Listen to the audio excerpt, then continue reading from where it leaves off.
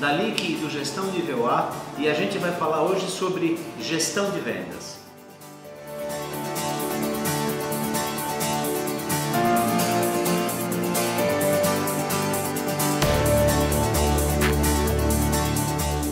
A fase de gestão de oportunidade, o gestor de vendas, ele deve olhar também com preocupação as oportunidades de maior porte. É comum o vendedor se agarrar naquela oportunidade de grande porte, trabalhar o mês inteiro na oportunidade de grande porte, esquecer as oportunidades pequenas, cuidar mal das oportunidades pequenas, chega no final do mês, aquela oportunidade grande não acontece, o pedido não vem e ele não cuidou das pequenas. Então, oportunidades grandes, principalmente no nosso negócio, quando envolve projeto, tem um ciclo de venda mais longo. Oportunidades que você acaba tendo que trabalhar por 180 dias, 6 meses, 6 meses até um ano para conseguir fazer um fechamento de uma grande oportunidade. Então, o esforço que você faz nestas oportunidades maiores é muito grande. É um esforço de pré-venda, um esforço de engenharia, um esforço de diretoria visitando junto com o vendedor, técnicos fazendo levantamento, site survey. É muito grande, o trabalho é muito grande, muitas visitas. Então, a gente precisa validar, o gestor tem que validar com o vendedor se vale realmente a pena seguir em frente com essa oportunidade. E aí, nessa validação, o gestor ele tem que responder, ele tem que exigir, ele tem que fazer um exercício com o vendedor e tem que estimular que 4 questões sejam respondidas. Primeira questão: existe realmente a oportunidade? Por que a gente está perguntando isso? O vendedor, às vezes, ele visita um cliente que demonstra uma solução interessante, e aquele cliente é um doido por tecnologia, adora tecnologia, ele, vou fazer um projeto aqui de telefonia IP, de 500 ramais, uma coisa grande, de R$1 milhão, e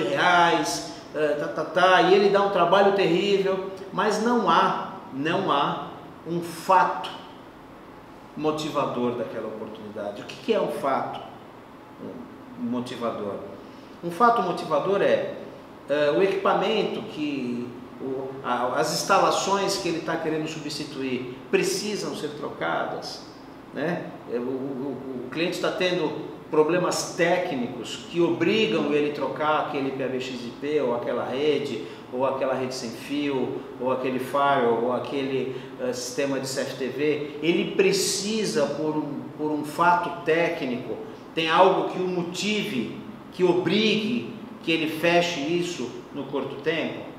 Outra coisa, um outro exemplo de fato motivador: o cliente vai abrir uma nova unidade, abrir uma fábrica em tal cidade. Ele vai abrir uma fábrica, ele tem que colocar lá a rede, os sistemas de segurança eletrônica, os sistemas de telefonia, a rede, ele tem que botar tudo para funcionar. Então existe um fato motivador para o fechamento desse pedido, para essa oportunidade. Então é importante que a gente tenha certeza que a gente consiga responder com clareza: sim, a oportunidade existe. Segunda coisa que a gente tem que perguntar, e a gente tem que fazer esse exercício com o vendedor, é: nós somos capazes de vencer? Nós podemos vencer? Né? Nós somos capazes de vencer? Quando eu quero falar de somos capazes de vencer, ou melhor, nós somos capazes de participar, nós estamos capazes de participar. O que eu quero dizer? Nós estamos preparados para participar dessa oportunidade? Esse cara quer uma empresa que tenha assistência técnica 24 horas por dia em 50 cidades do Brasil, e eu não tenho essa capacidade, eu não estou preparado para participar, não adianta eu participar. O cara quer uma empresa que possa atender aqui no Brasil e na Argentina, eu não estou preparado para participar, pode acontecer isso. O camarada ele quer uma empresa que tenha um nível de certificação que você não está. Então é muito importante que você responda essa pergunta. Nós estamos preparados, nós conseguimos cumprir com todos os requisitos necessários para participar dessa negociação, para disputar essa oportunidade? Uma terceira pergunta que deve ser feita é: nós podemos ganhar? Nós podemos ganhar nós temos, por exemplo, apoio do distribuidor e do fabricante para obter o melhor preço, apoio para ser o prime dessa oportunidade, para conseguir trabalhar com o melhor desconto e poder atuar na nossa proposta com o melhor preço do mercado? A gente está sendo apoiado pelo distribuidor e pelo fabricante? Uma outra coisa, existe no cliente um pré-conceito em relação a gente, que o nosso pré-venda ou a nossa qualidade técnica agrega valor e há uma preferência declarada desse cliente em relação à nossa proposta? Ele declara formalmente que ele prefere comprar da gente? Uma outra coisa, existe algum fator exclusivo, algum item exclusivo na nossa proposta? O que é um item exclusivo? É algo que a gente esteja oferecendo no nosso projeto que os concorrentes não estão oferecendo. É algo que a gente consiga atender melhor que os nossos concorrentes. A gente oferece os serviços de implantação junto com um book, com a documentação do projeto, os nossos concorrentes não oferecem. Eu ofereço a implantação com 12 meses de suporte técnico incluso e os concorrentes não oferecem. Ou a minha solução tem uma característica técnica que os meus concorrentes não conseguem oferecer. Existem algum item exclusivo? E aí, com essas respostas, a gente consegue entender claramente se a gente tem condição de vencer. E a quarta pergunta é: vale a pena vencer? Vale a pena vencer? Esse negócio de vale a pena vencer tem muito a ver com as questões financeiras do negócio. A margem de lucro para esse negócio é a margem que a empresa precisa para fazer um negócio saudável. O risco, o cliente, ele tem uma condição financeira saudável. O risco de vender para esse cliente é um risco controlado dentro dos padrões normais. A gente quer, vale a pena a gente vencer esse negócio? Porque às vezes a gente vai até o fim de uma negociação e percebe que não valeu a pena. É a pior coisa que pode acontecer, você fechar um contrato e perceber que não valeu a pena financeiramente.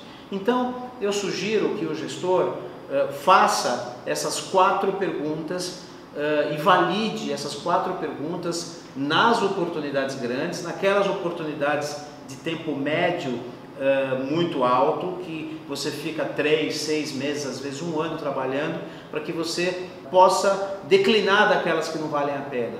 Eu vou dizer para vocês que é sadio, às vezes, a gente declinar de alguns negócios. Vale a pena a gente não participar de tudo, a gente não tem condição de participar de tudo.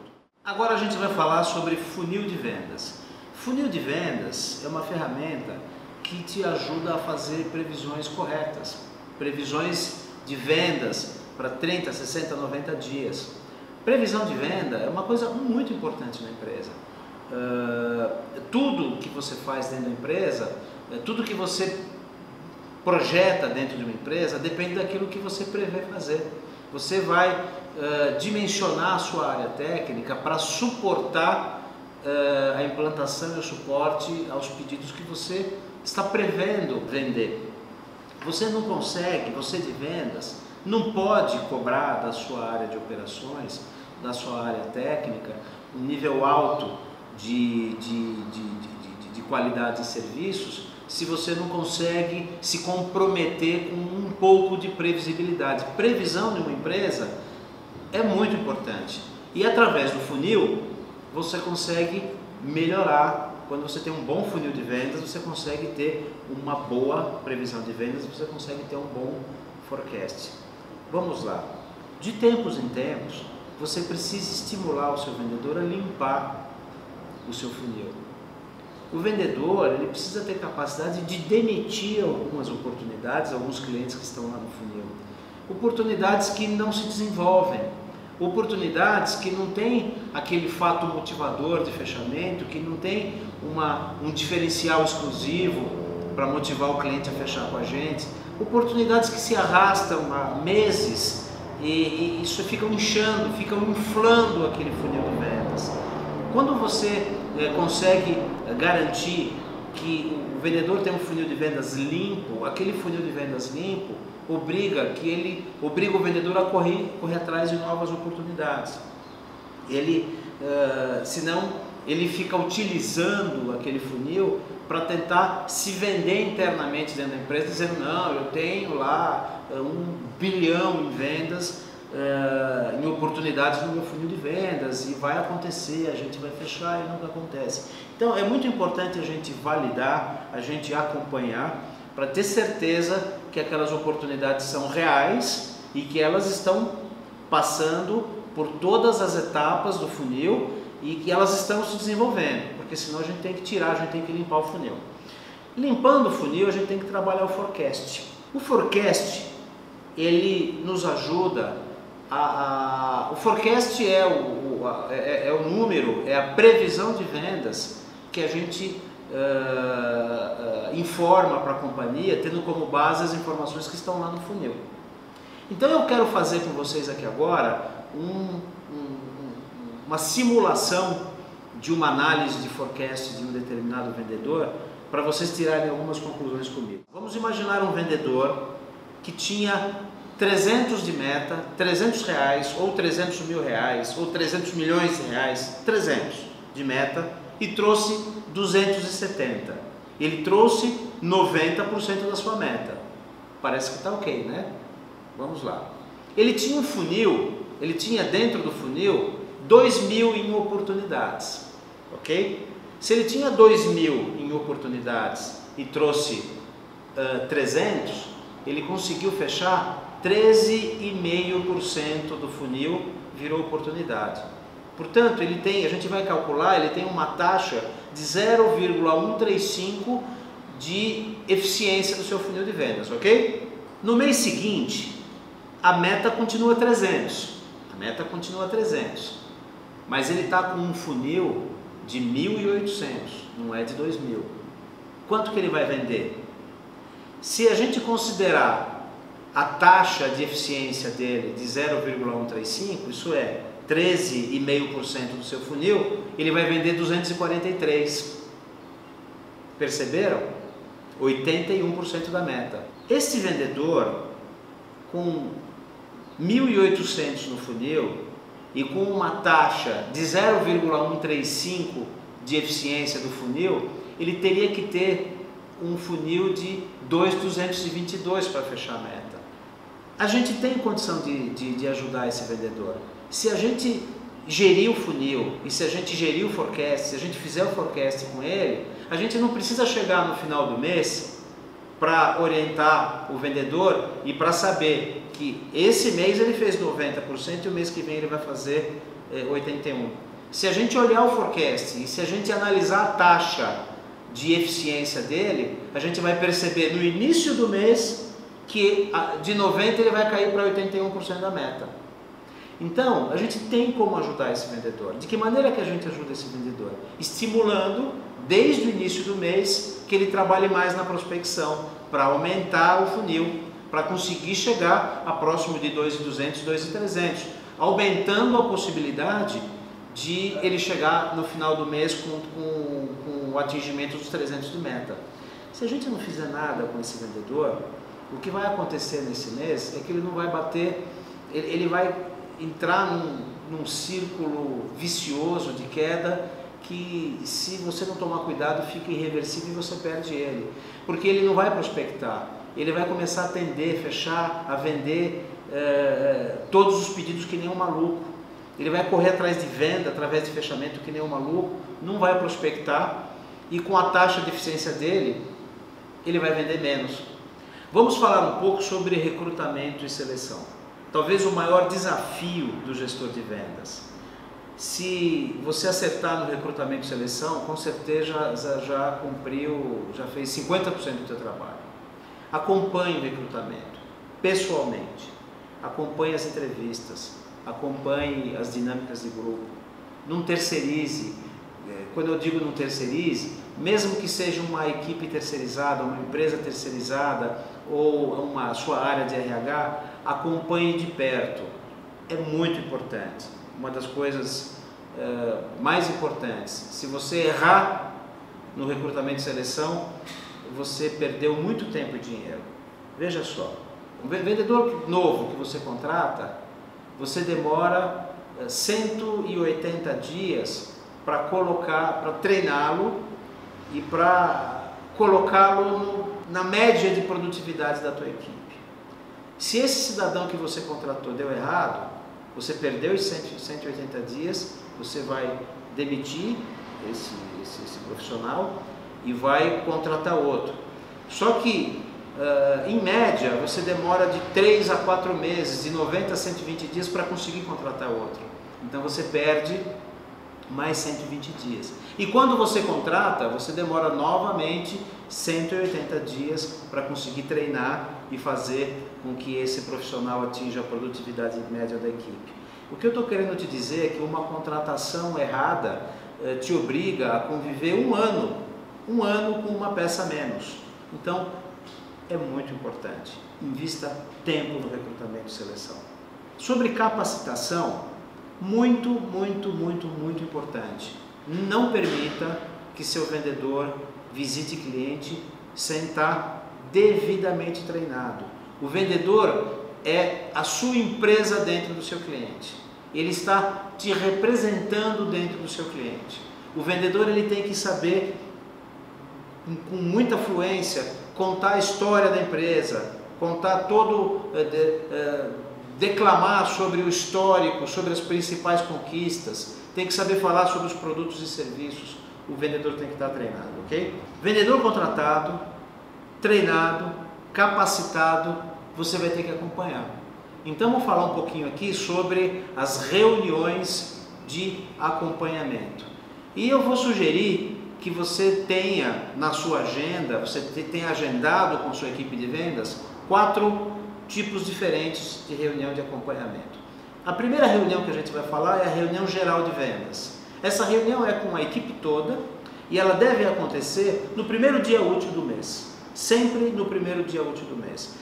Ou então, se algumas empresas maiores não têm o resultado do mês anterior, o relatório de resultados já liberado no primeiro dia útil do mês, às vezes é no segundo, no terceiro, mas imediatamente após a liberação do relatório de resultados. Nesta reunião, você vai juntar a equipe e você vai fazer uma análise do resultado do mês anterior, uma análise do resultado versus aquilo que estava planejado, uma análise de forecast para 60, 90 e 120 dias. Você vai falar sobre as oportunidades previstas para fechamento do mês corrente e vai ter um cunho importante motivacional, ok? Muito bem. O segundo tipo de reunião que eu vou dizer que você tem que fazer também, essas reuniões devem estar agendadas desde o começo do ano. O vendedor no começo do ano, ele tem que colocar todas essas reuniões na agenda dele. Ele não pode marcar nada nessa data, ele tem que comparecer na reunião de vendas. Então, não esquece disso, agendar as reuniões. Essa segunda reunião é uma reunião semanal com a equipe. E a nossa sugestão é que ela aconteça na segunda-feira, na primeira hora, 8 horas da manhã no máximo, 8h30 da manhã no máximo, estourando. É uma reunião mais motivacional, para dar alguma injeção de ânimo no time, para visitar as oportunidades com probabilidade de fechamento nesta semana, quais são os riscos e focar especificamente as oportunidades da semana. A terceira reunião que eu sugiro que vocês façam é a reunião mensal individual com cada vendedor. Esse é o momento em que o gestor de vendas, individualmente, com cada vendedor, vai fazer a mesma coisa que ele fez na reunião geral, só que individualmente. Vai olhar o resultado do mês anterior, o resultado do mês anterior versus a meta que estava prevista, vão discutir sobre os motivos pelo qual ele conseguiu bater ou não bateu a meta. Ele vai fazer a mesma coisa que ele fez na reunião geral de vendas, só que individualmente com o vendedor. A quarta reunião que você deve fazer é a reunião de feedback do vendedor. Essa reunião você deve marcar de 180 em 180 dias, a cada 6 meses. Nesta reunião, é uma reunião que você vai conversar individualmente com o vendedor e vai dar o feedback acerca do seu entendimento da performance dele. É a oportunidade que o vendedor tem, veja bem, é a oportunidade que o vendedor tem de saber com bastante clareza o que a empresa está achando do trabalho dele. Portanto, você não pode esquecer que o vendedor dá muita importância para essa reunião. E você, gestor de vendas, deve se preparar bastante para essa reunião. Você deve fazer uma análise prévia, individual de cada um desses cidadãos, para poder, de uma maneira sincera, de uma maneira clara, mostrar para esses profissionais tudo que eles têm de melhor e aqueles itens que eles precisam trabalhar e melhorar. Uma outra parte da gestão de vendas são as visitas de acompanhamento com o vendedor. É muito comum o gestor acompanhar o vendedor em suas visitas e durante a visita o vendedor apresenta o gestor, está aqui meu gerente, meu diretor, meu supervisor, e o gestor se desembesta a falar, assume a visita e atua como se fosse um vendedor, vende para o vendedor. Agora, ele não está lá para isso. O gestor ele não está lá para vender, ele está lá para ensinar, ele está lá para treinar o vendedor. Portanto, ele tem que ficar quieto, ele tem que ouvir a visita, ele tem que assistir a visita, ele tem que assistir à apresentação do vendedor. Ele tem que prestar atenção para entender se o vendedor está com uma apresentação organizada, se o vendedor está conseguindo perceber todas as oportunidades que tem no cliente. É difícil você pegar o gerente de vendas, quando percebe que o vendedor está falando bobagem, é difícil deixar esse camarada calado, mas ele deve ficar calado. Porque o gestor de vendas, ele não está lá para salvar a venda, ele está lá para treinar o vendedor. Você vai perder algumas vendas, mas você vai ganhar muitas outras porque você vai treinar melhor o seu vendedor. Preste atenção no vendedor, faça as anotações sobre se ele está percebendo todas as oportunidades, se ele está apresentando adequadamente o produto, se ele tem uma postura positiva, se ele está apresentando adequadamente a empresa. E depois da reunião, na volta, no caminho de volta para o escritório, você vai usar essas informações que você recolheu para orientar o vendedor. Bom, por enquanto é isso. Eu agradeço a audiência e até o próximo vídeo.